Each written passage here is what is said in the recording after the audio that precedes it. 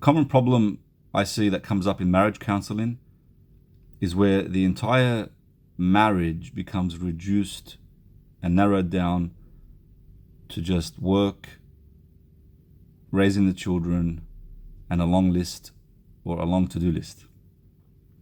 And there is a lack of adventure and play and fun. And the couples that come in don't usually say, there's a lack of adventure in our relationship. They say stuff like, our communication is good, we reciprocate each other's needs, she's a good woman, he's a good man, we've just drifted so far apart over the years, over the decades, that we have no more connection with each other.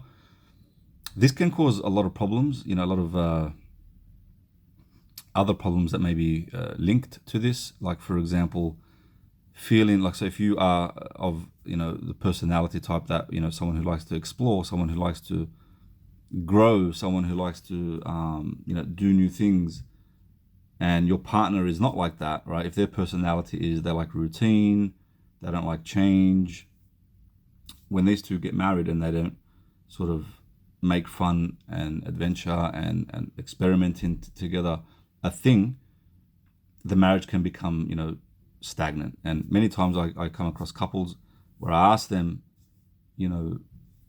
tell me about how you guys have fun, and they would look at each other and look at me and say, we can't remember the last time we had fun. So this video is about fun and adventure. I can tell you a story of one couple. They came in, they were very serious, very conservative, wonderful couple, who carried themselves out there, in this very serious type of manner. And even the way they spoke to each other was always formal.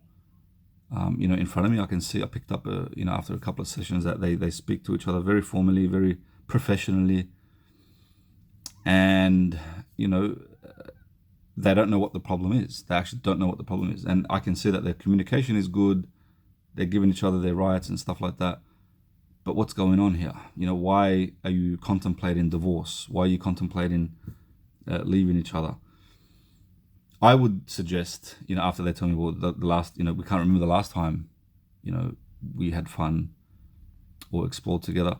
I would suggest to them to do something, extremely silly, if you want to call it that. So this one couple, I told them, I want you, this week, I would like you to put your dirty clothes on, get your kids, put their clothes on as well, their dirty clothes on, go in the backyard, fill up buckets of water bombs, or, the water balloons, and play hide and seek with the water balloons, right? So just go throw water balloons at each other, chase each other in the backyard, around the house, get dirty, slide in the mud, in the grass, and have fun for 1 hour. I remember the husband, who was very serious and type of, like a conservative type of man. He looked at me and he laughed and he said, "Man, that's a ridiculous idea. I can't see myself doing that." And his wife was very taken aback and she said, "That sounds like a good idea." I've always wanted to have, include fun in the marriage. So they did it, and in their following session, they gave a good feedback, and they said that, after that, we realized that it sparked something. It reconnected something, maybe with our childhood or and also with our children.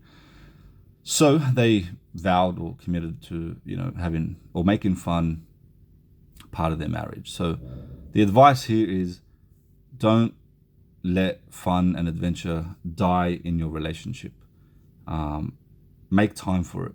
Okay, don't let your relationship be reduced and narrowed down to just chores, work, money, and where there's no actual, adventure or fun. There's no experiences being learnt together. There's no experimenting.